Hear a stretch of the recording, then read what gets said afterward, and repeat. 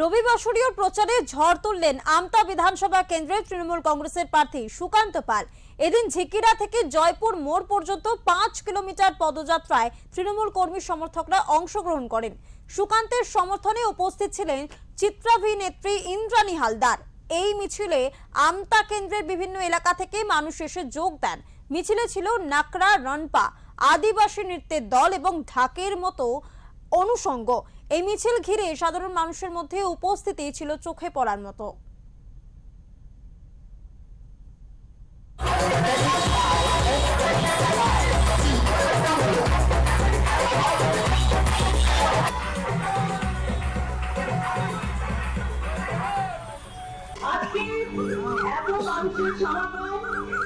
আমার মনে হচ্ছে 27 তারিখ নয়, আজকেই যদি ভোট, 29 তারিখ নয়, আজকেই যদি ভোট হতো তাহলেই সমর্থন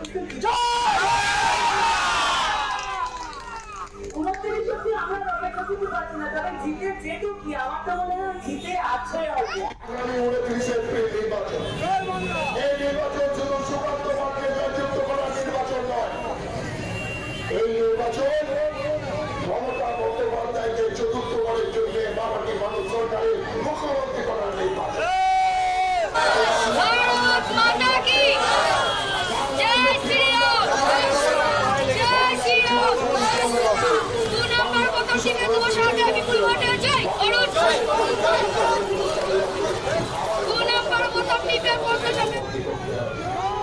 শুধু গোপন প্রচার নয়, বাংলার জাতিসত্তা, বাঙালির সম্মান, বাঙালির আমাদের যে ঐতিহ্য পরম্পরা আছে সেটা বাঙালির সংস্কৃতিকে রক্ষা করার জন্য এই লড়াই আমাদের জিততে হবে।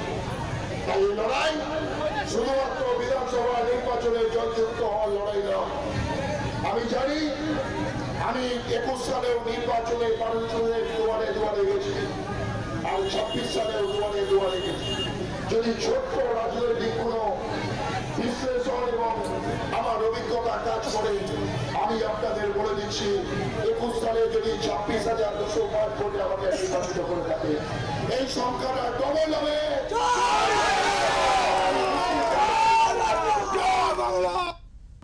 এখন আমরা দাঁড়িয়ে আছি হাওড়া জয়পুর মোড়ে। এখানে আমতা কেন্দ্রের তৃণমূল কংগ্রেস প্রার্থী সুকান্ত পালের সমর্থনে রীতিমতো রবিবাসরীয় প্রচার জমে উঠেছে। এই মিছিলে উপস্থিত আছেন বিখ্যাত চিত্রাভিনেত্রী ইন্দ্রাণী হালদার।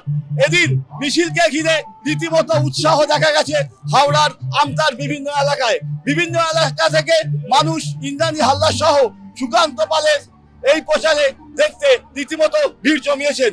উলুবেড়িয়া থেকে মনোজ চক্রবর্তী রিপোর্ট, ওঙ্কার বাংলা।